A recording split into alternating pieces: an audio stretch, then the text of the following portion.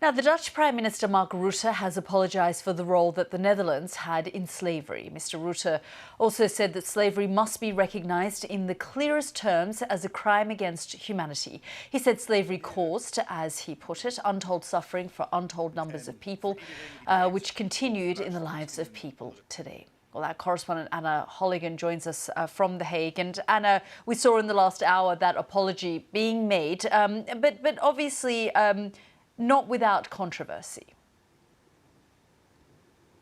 Not without controversy indeed, but actually Mark Rutte went much further than many people had expected with this. He said the silence had gone on for too long and acknowledged that until recently he didn't think there was any need to apologise for this slavery legacy.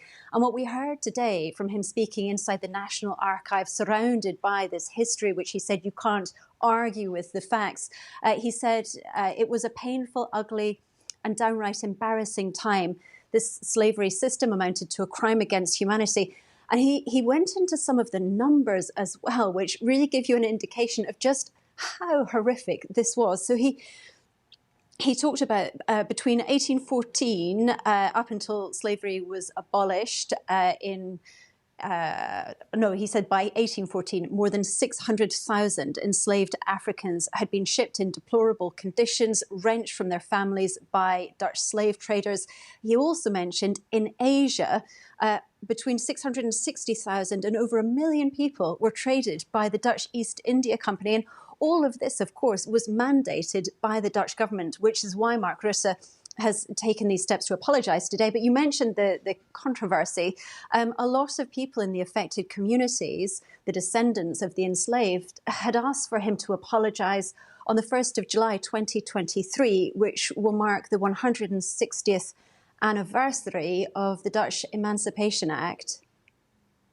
Yeah, and yet here we are in December, so that's one thing that's upset people. The other question around all of this is reparation. Any kind of mention of that or decisions around that?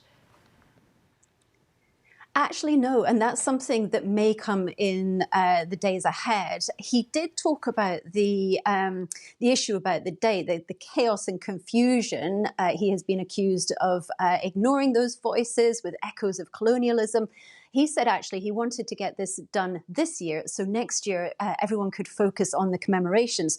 He also mentioned, interestingly, that the Dutch King, Willem-Alexander, will be present at the commemorations, Ketty Kotti it's called, the release of chains on the 1st of July 2023. And that may be the moment that the king will also apologise. And of course, all of this is happening and may lead to other European countries taking similar steps. It may encourage others to consider their colonial legacies, because these words from Mark Rutte are really quite striking, given the polarisation we see in Dutch society today, and also just the fact that so many people here were still against this apology being issued, almost half of the Dutch population.